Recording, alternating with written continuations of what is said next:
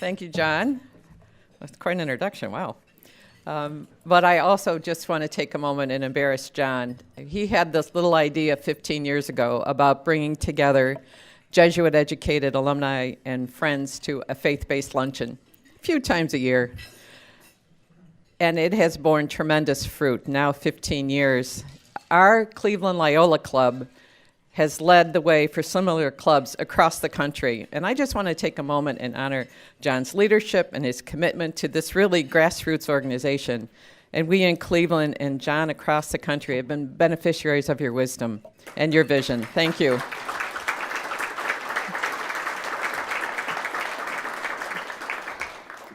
Full disclosure, as John said, I was a speaker myself about a dozen years ago. What first attracted me to participate still resonates with me today. Hearing from laity about how they live their faith and how Jesuit spirituality impacts their personal and professional lives. Now, I know from my own experience that sometimes it can be easier to talk to strangers about market share or ROI rather than my belief in Jesus Christ and the teachings of Ignatius Loyola. And I would add the Sisters of St. Joseph, and how those things influence my decisions. But this luncheon provides a model, a role model for me, learning from my peers, hearing from my peers. It continues to engage me. Oh, we may throw in a Jesuit now and then speaker just to keep us honest. And our next speaker in June, Brother Guy, incredible Vatican astronomer, you must come. But we hear more frequently from lay women and men than those with an SJ after their name. After all, we all are the church, laity and vowed religious together. And it's our responsibility to share this beautiful, tremendous gift of a Jesuit education that so many of us in this room have been given. So today we continue this practice by hearing from only the second lay president in the 136-year history of John Carroll University, my alma mater. Dr. Miciak was installed as the 26th president of John Carroll last June, so he's still in his freshman year, okay? But his energy is infectious.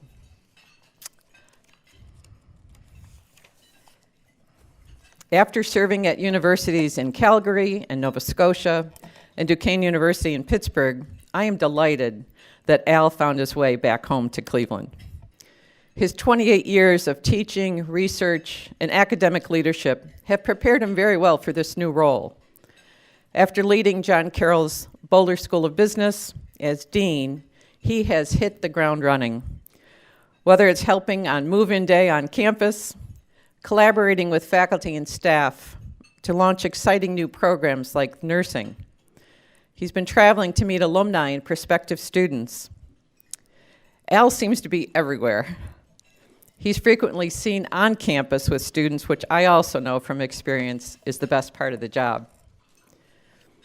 Just a few weeks ago, Al announced that John Carroll is part of the first cohort of colleges and universities to answer Pope Francis's call to join the Vatican's 7-year journey to become a Laudate Si campus, pledging that John Carroll will take concrete steps to promote ecological lifestyles, reduce its carbon footprint, invest and spend responsibly, and listen carefully to the voices of those who are poor and most adversely affected by climate change.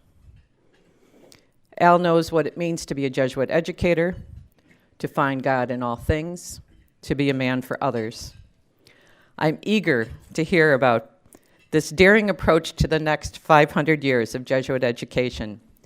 Please join me in welcoming Dr. Al Miciak.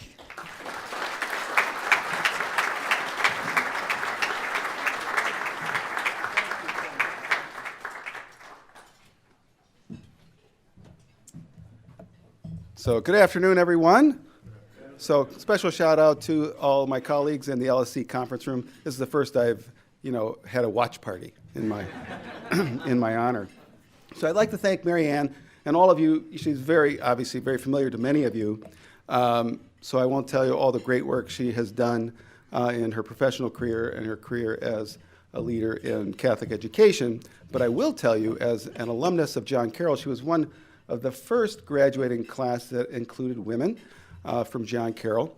And also, she tells me that she was a very successful basketball player and that they had a perfect season until they won their first game, right? So thank you very much, Marianne, for your warm introduction. I want to thank John and the members of the Loyola Loyola Club Steering Committee for their invitation and support in preparing for today. It's quite a room I've been asked to entertain and enlighten today, and I'm grateful for all of you joining us. I fear that this title has raised expectations, talking about the next 500 years. So I'm a little nervous that I may have raised expectations too high. Sarah, thank you for saying no, but we'll see how it goes, right? So in the title of today's program, I promised thoughts on the unprecedented nature of this time, our time. But before I make that case, let me take you back to another such moment in time. Imagine July 1943. That's when my father, Thaddeus Miciak, a first-generation Cleveland man of Polish descent, arrived with the 390th Bomb Group at Framlingham, Suffolk, England, in the thick of the final phases of the Second World War. World War II would prove to be the most heavily mechanized war that man had ever created and would foreshadow the next 80 years that followed in terms of an economy that would run and grow on carbon. In the weeks after my father's arrival, Italy would be freed by the Allies, and the Vatican would narrowly escape the bombing raids with really minimal damage. The modernity of our warfare and the eternity of our religious ideals had come within a few hundred yards of a catastrophic collision. We were very lucky. Between 1942 and the end of the Second World War, my father was one of more than 2 million American troops who passed through Britain. Over that same period, 70,000 British women fell in love with 70,000 of those American GIs, and one of them was my mother, Dorothy King, later Dorothy Miciak. My mom was born in 1925, in the same year as one Margaret Hilda Roberts, later known to the world by her married name, Margaret Thatcher. While Margaret would stay close to home and one day lead her nation as prime minister, Dorothy would join hundreds of war brides who headed for the United States. Those young brides from England, Scotland, Wales, and Northern Ireland traveled aboard the USS Argentina in the Army's highly publicized Operation Diapers shuttle. The memory that lingered with my mom was a persistent seasickness and its association with chocolate ice cream, which she vowed never to eat again, and she did not. My mom and dad made their life first in Cleveland and then in Strongsville, Ohio. At that time, Cleveland was the 7th largest metro in the nation, and the population grew again by 2 when Dorothy and Ted adopted me and my brother Mark. So my dad went to work for the Astrup Company, a canvas and awning company that was launched in 1876. This is 10 years prior to the founding of St. Ignatius College that later became John Carroll University. Astrup was founded by Danish sailmaker William J.O. Astrup, who had come to the U.S. and settled in Cleveland around 1865. This was before Cleveland had Standard Oil, Sherwin-Williams, before Cleveland had a police department, and before the first blow from Bessemer Steel came off the line at the Cleveland rolling mills. In 1880, we would be the 12th largest city in the U.S., by 1890, the 10th. In 1896, we would celebrate our centennial, and a few years later, in 1900, we would be America's 7th largest city. Waves of Czechs, Poles, and Italians at first, and later the great migration of African Americans came to Cleveland. Cleveland's population grew 60% between 1910 and 1930. We were the 6th largest city in the U.S., and soon Jesse Owens would win 4 gold medals at the 1936 Olympics. Northeast Ohio would find its apex in 1957. The Browns stood as champions of the Eastern Conference, and Cleveland reached its peak population. Remember, the suburban share of Northeast Ohio's population jumped from 28% in 1940 to 62% in 1970. Astrup, who initially made expert sails for Great Lakes ships, showed that he could adapt when sails became obsolete. He turned to the manufacture of other canvas products especially awnings, which grew in popularity with home and business owners. The tie between Astrup and the open water enjoyed a brief revival when it was contracted to supply all of the awnings and other fabric for SeaWorld, Ohio. How many of you remember SeaWorld, Ohio? Okay, all right. My dad's connections to the new park meant frequent SeaWorld visits. As a kid with mostly dormant business sense, it all seemed wonderful to me. In retrospect, we might ask a more discerning question. What made sense about locating this major attraction in suburban Northeast Ohio? When the park was announced in 1968, the location put it equidistant between Detroit and Pittsburgh, America's two largest and highest paid blue-collar populations. Our collective imagination could not foresee that the world had already started changing. Korea had been improving its steelmaking for 15 years. Japan's Nippon Steel Corporation would soon pass U.S. Steel as the world's largest steelmaker. Steel's close cousin, the automotive industry, also showed signs of slowing. In 1960, Detroit produced 93% of the cars sold in the U.S. and 48% of those sold in the entire world. And by 1967, Japan had passed Germany to become the second largest worldwide car producer. So steel production and Great Lakes manufacturing peaked in 1973, collapsed a decade later. On the one hand, we accepted quite willingly the sight of an orca whale leaping through the Northeast Ohio sky on blind faith. On the other hand, we could not imagine the demise of an industrial age that had won in war and, in most people's eyes, seemed invincible. So why do I share these histories, my family's, my own, and ours together?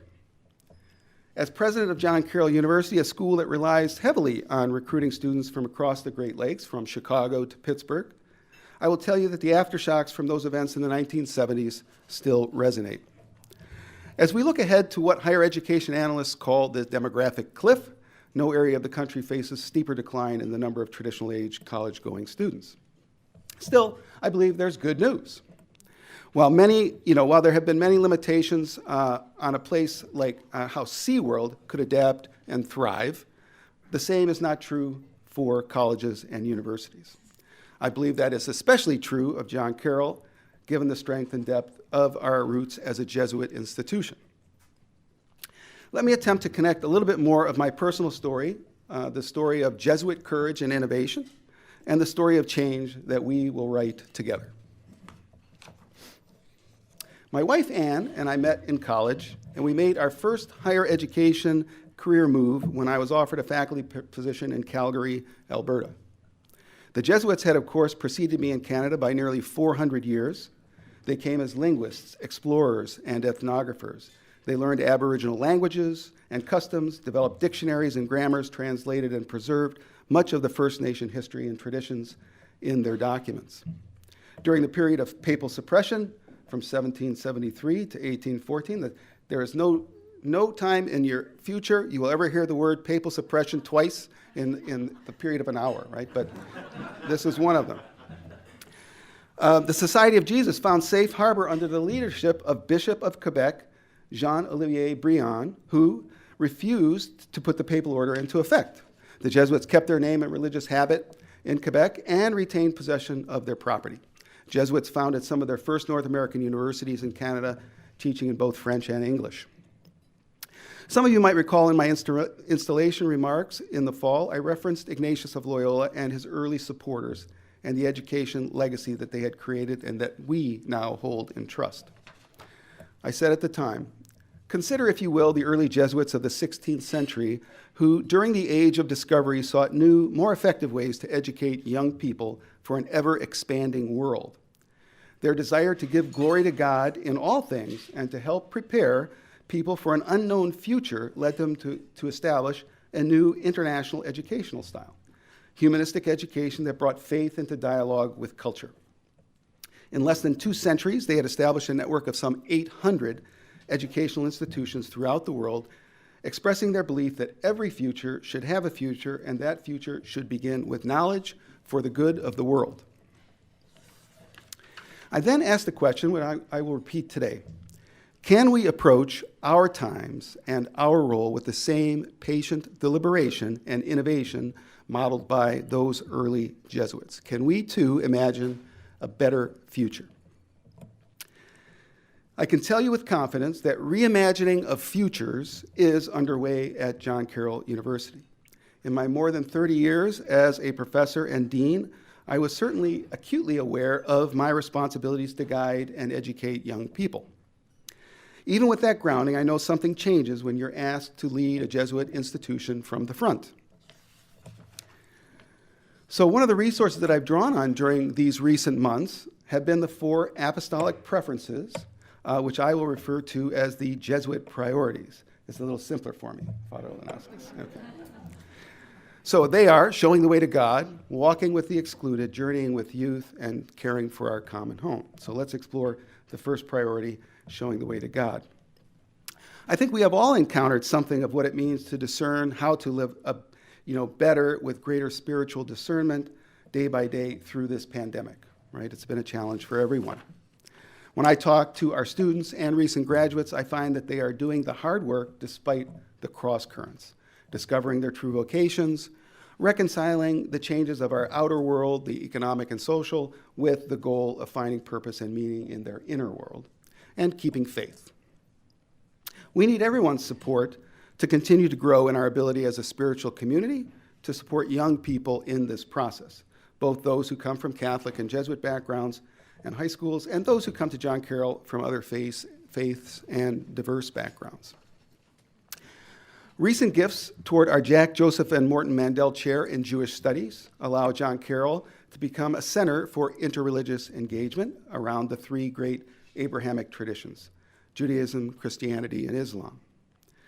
This most recent gift builds on others, the Jack and Mary Jane Breen Chair in Catholic Systematic Theology, established in 2011, the Bediüzzaman Said Nursi Chair in Islamic Studies, established in 2003, and the Walter and Mary Toohey Chair of Interreligious Studies, established in 1966, the first chair of ecumenism ever established at American Jesuit College or University. So interreligious engagement is one of but many ways we are, as an institution and a community and a region and a nation, been called to pursue and fulfill a more integrated future. So now let's look at the second priority, walking with the excluded. As an adopted child, and as someone who embraced the Catholic faith through marriage, and as someone who was welcomed into the Jesuit community through my deep commitment to John Carroll University and its mission, I have experienced firsthand this conversion in my own heart. As director of the work, my task is to see that this spirit seeks to unite and to lift up the most vulnerable through good work and an abiding sense of justice. While Catholic social teaching has always advocated for human dignity, the economic, political, social, and technological threats have grown in volume and velocity. And like all Catholic Jesuit liberal arts institutions, we have reached a crossroads. Our Jesuit tradition and mission guides us to be men and women with and for others, but in order to carry those ideals into our community and to the wider world, we need to thrive as men and women and be able to anticipate and help the excluded adapt to this complex work of the future. What we see in the US and as far away as Los Angeles and as near as rural parts of Ohio is that young people without access and skills are falling behind. As one of our alumni, a principal at a rural elementary school, says, "We can't expect a 3rd grader to attend remote classes for 6 hours a day on a cell phone." One of our recent alums, Aisha Jami, works for an organization in Los Angeles called America on Tech. And that gives under-resourced minorities critical coding training and access to technology to bridge this digital divide. Let's jump to the third priority, journeying with youth. The Society of Jesus calls us to stand at their side, glimpse the future with them. We walk with them in order to perceive and discern where the Spirit is leading our world and our church. And we're very fortunate to work with youth every day. As I connect with and get to know so many of our current students and recent graduates, I'm both struck by the challenges that we have left for them to face and by their amazing talent, moral imagination, and resolve. So Take Megan Baraducci. Megan is a neuroscience intensive care nurse practitioner with University Hospitals. She spent the last 2+ years caring for the most vulnerable COVID populations, elderly with late-stage dementia. Imagine the clinical, personal, and family conversations she has been having that have been critical to this success during the pandemic. And here's what she says about her John Carroll education and how it has kept her whole. Philosophy taught me how to think, to see other perspectives, and to be open to other ways of thinking.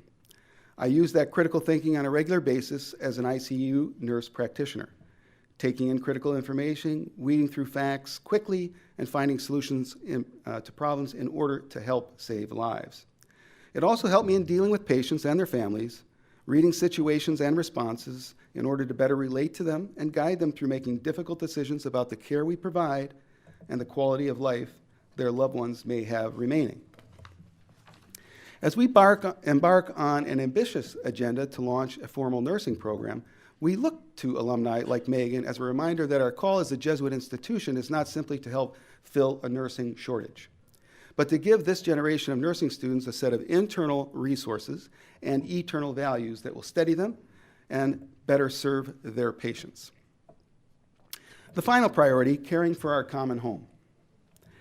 We have important work to do close to home on our campus to ensure that our institution remains strong, vital, and relevant for generations to come.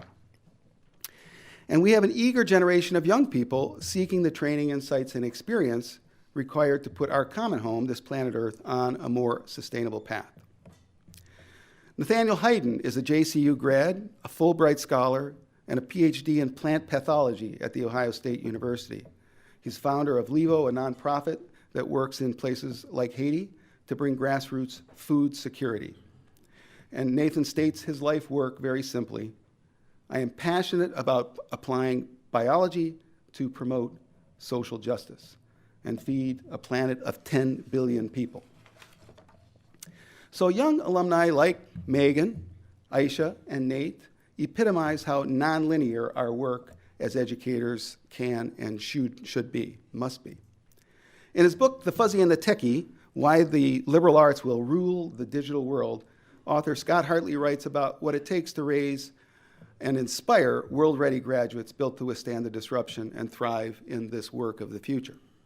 And he says, we do a disservice to our young people by telling them that life is a straight path. As a Catholic and Jesuit university, we second his observation. Our most successful graduates remind us that a purposeful life rarely follows a straight path. At the same time, our Catholic and Jesuit tradition allows us to reassure young people that certain eternal truths keep us focused and moving under change and uncertainties. I'd like to read an excerpt from a book called What We Hold in Trust, and this is Rediscovering the Purpose of Catholic Higher Education. The authors write, the Catholic faith and its intellectual tradition developed over thousands of years brings to the university a language of deep interiority and ultimate finality that elevates and expands the mind.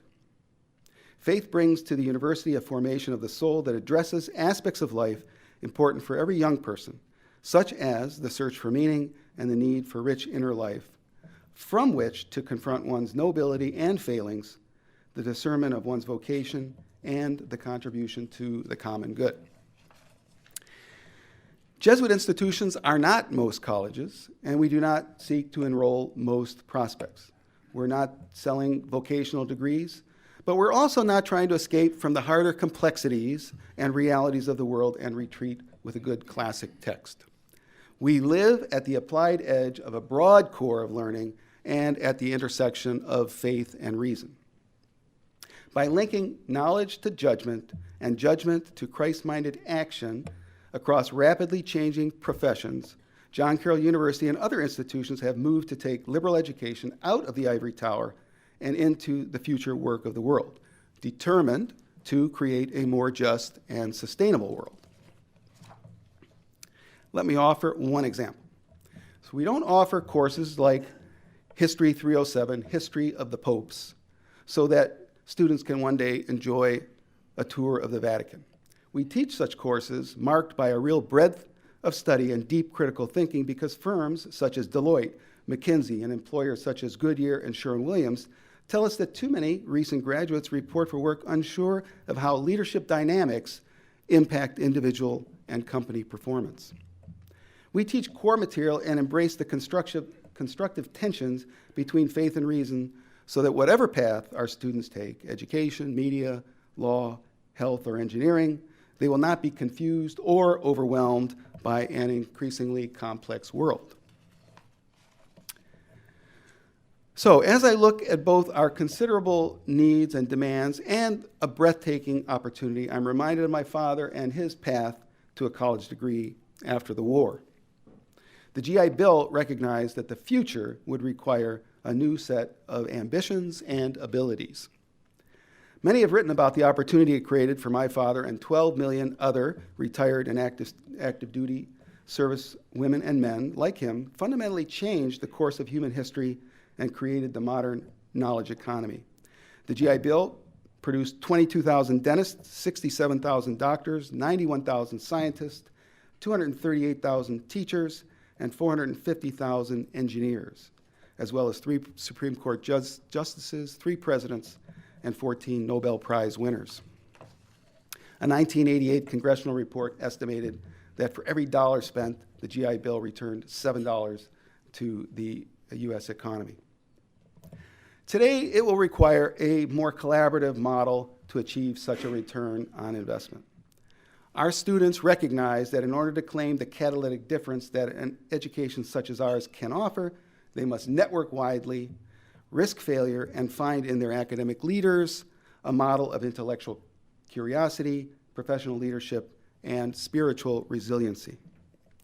Young people are shopping for a 4-year college experience that robot-proofs them against the mighty forces of change, technological, economic, political, social, environmental.